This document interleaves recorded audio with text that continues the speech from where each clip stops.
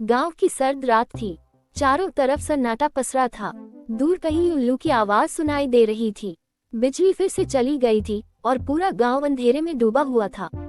माँ पापा किसी शादी में गए थे और मैं घर पर अकेला था। वैसे तो मैं डरता नहीं, लेकिन उस रात जाने क्यों एक अजीब सी बेचैनी थी। तभी दरवाजे पर हल्की सी दस्तक हुई। बिट्टू, दरवाजा खोलो, मैं हूँ, चाची की आवाज थी। दरवाजा खोला तो वो एक नीली सिल्क की साड़ी में खड़ी थी। उनके चेहरे पर मोमबत्ती की रोशनी हल्का सुनहरा असर डाल रही थी। बाल खुले हुए, माथे पर छोटी सी बिंदी और होठों पर एक मीठी मुस्कान।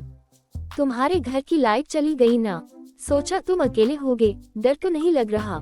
नहीं चाची, लेकिन आप आ गई तो अब और भी अच्छा लग रहा है, मैंने मुस्कुरा कर कहा। वो मुस्कुराई और बोली, तो चलो मेरे घर, गरम दूध बनाया है, थोड़ा साथ भी मिल जाएगा। मैं उनके साथ चल पड़ा। उनका घर एकदम शांत था। मोमबत्ती की लौ कमरे में नर्म उजाला फैला रही थी। उन्होंने मुझे बैठाया और खुद रसोई में चली गईं। लो, ये दूध पियो, इसमें हल्दी, बादाम और थोड़ा सा प्यार भी है, उन्होंने शरारत से कहा। मैं हंस पड़ा। आप भी ना चाची, कुछ भी बोल देती हैं। वो मेरे सामने बैठ गई और हम दोनों दूध पीते हुए बातें करने लगे, बचपन की, गांव की, कुछ यादें और कुछ सपने। जैसे जैसे रात गहराती गई, बातें भी गहरी होती चली गईं। बिट्टू, चाची ने धीरे से कहा, क्या तुम्हें कभी किसी से प्यार हुआ है?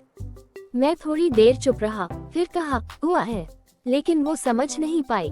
कभी कभी लोग पास रहकर भी दूर होते हैं, उन्होंने कहा और मेरी तरफ देखा। मैंने उनकी आंखों में देखा। उनमें कुछ था, गहराई, तन्हाई और एक ऐसा एहसास जो शब्दों से परे था।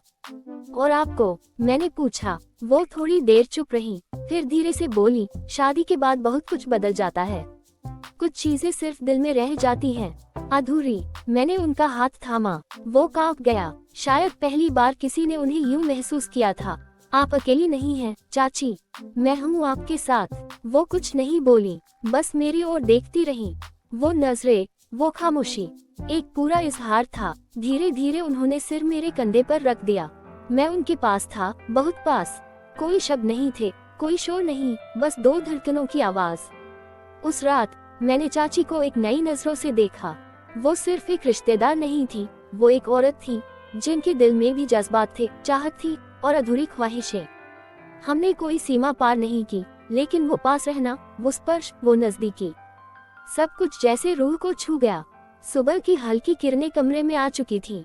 चाची अब भी मेरी बाहों में थी, आंखें बंद, जैसे उस एक रात ने उन्हें फिर से जीना सिखा दिया हो।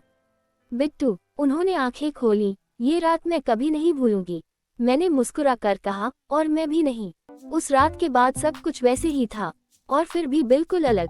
सुबह जब मैं उठा तो चाची रसोई में थी। बाल बांध लिए थे, साड़ी की पल्लू सिर पर रखी थी।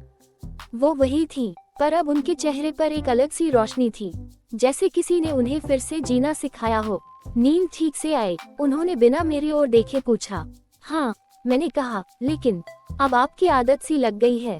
वो मुस्कुराई, लेकिन कुछ नहीं बोली। उस दिन के बाद हम दोनों की बातें बढ़ने लगी। हर छोटी बात में छुपे इशारे, हर नजर में कुछ कहने की कोशिश।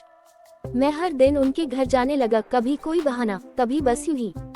एक दिन जब गांव में मेला लगा तो चाची ने खुद कहा, चलो साथ चलते हैं। हम दोनों मेले में भीड़ से अलग एक कोने में बैठ गए। चाची ने मेरी तरफ देखा, उनकी आंखों में हल्का सा डर था, लेकिन चाहत उससे कहीं गहरी। तुम्हें डर नहीं लगता? लोग क्या कहेंगे? उन्होंने पूछा। मैंने उनका हाथ थाम लिया। जिसे दिल से चाहो, उसमें डर कैसा? उस पल में उन्होंने कुछ नहीं कहा, लेकिन उनकी आंखों से आंसू बह निकले, वो आंसू जो सालों से दिल में दबे थे। वो पहली मुलाकात से अलग थी, ये अब एक रिश्ता बन रहा था। चाची अब खुलने लगी थी। उन्होंने अपने दिल की बात बताई। शादी के बाद कभी किसी ने पूछा ही नहीं कि मैं क्या चाहती हूँ। हमेशा यही सुना, घर संभालो, मर्यादा में रहो, क्या सोचेंगे लोग। लेकिन मेरे अंदर भी तो कोई है जो सिर्फ जीना चाहता है, हंसना चाहता है, किसी की बाहों में सुकून पाना चाहता है। मैंने उनकी तरफ देखा और कहा, अगर ये गुनाह है तो मैं हर दिन ये गुनाह करना चाहूंगा, बस आपके साथ। हमारा रिश्ता अब बस एक एहसास नहीं रहा था, अब वो हमारी जरूरत बन चुकी थी। एक रात फिर वही मोमबत्ती की रोशनी, वही कमरा। मैं उनके पास बैठा और उन्होंने मेरा चेहरा अपने हाथों में थाम लिया। क्या होगा आगे? उन्होंने पूछा। जो भी होगा, हम साथ होंगे।